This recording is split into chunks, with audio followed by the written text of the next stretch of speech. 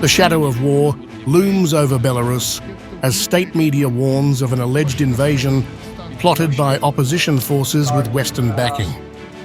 Claims of nationalist militias, foreign mercenaries, and NATO troops preparing to breach the country's southwestern borders have sent shockwaves through Minsk.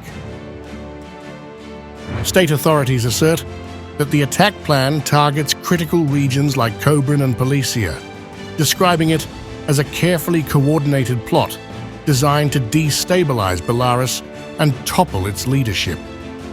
Reports from Belta allege that fugitive opposition forces are behind plans for assaults on 4 southwestern regions.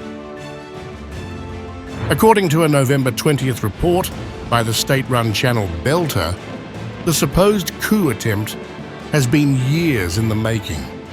Belarusian officials allege that armed groups are being trained in Ukraine, Poland, and Lithuania with the backing of local authorities. State media further claims that nationalist militias would lead the initial assault, opening the way for waves of foreign mercenaries and NATO troops.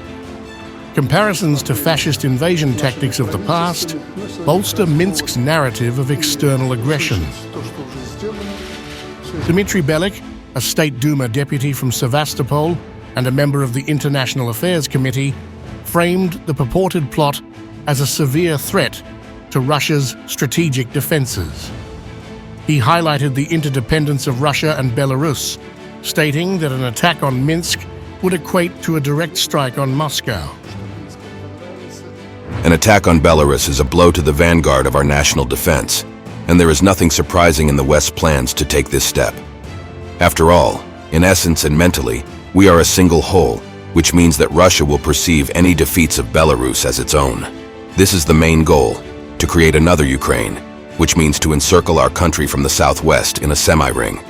That is why our leadership is ready to ensure the defense of our closest ally with all available forces. Will the West take this step now? I don't think so. The risks of a global conflict are too high, after which no one will have anything to share or earn, and this is the most important thing for the collective West. Belik's warning emphasized that Russia views Belarus as an extension of its own defense strategy. He accused the West of attempting to create another Ukraine, aiming to encircle Russia from the southwest. Adding to these claims, Belarusian ONT television reported that pro-Western cells within Belarus are expected to act in tandem with external attacks. The channel alleges that Polish intelligence plays a key role in training militants for this plan. This rhetoric emerges amid escalating tensions between Belarus and its Western neighbors. Minsk's deepening ties with Moscow remain central to its defensive strategy, as aggression against Belarus would directly impact Russia's strategic interests.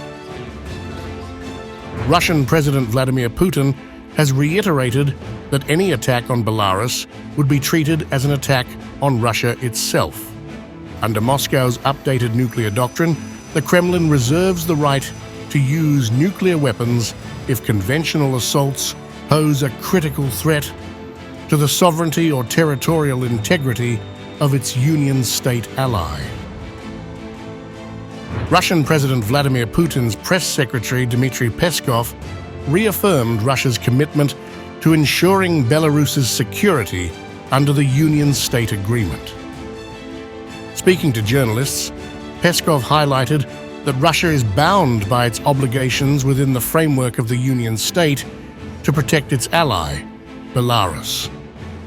As part of the Union state, we have clear obligations to guarantee Belarus's security, a responsibility that is enshrined in our recently published nuclear policy principles, Peskov stated, emphasizing Russia's long-standing commitments to its close ally.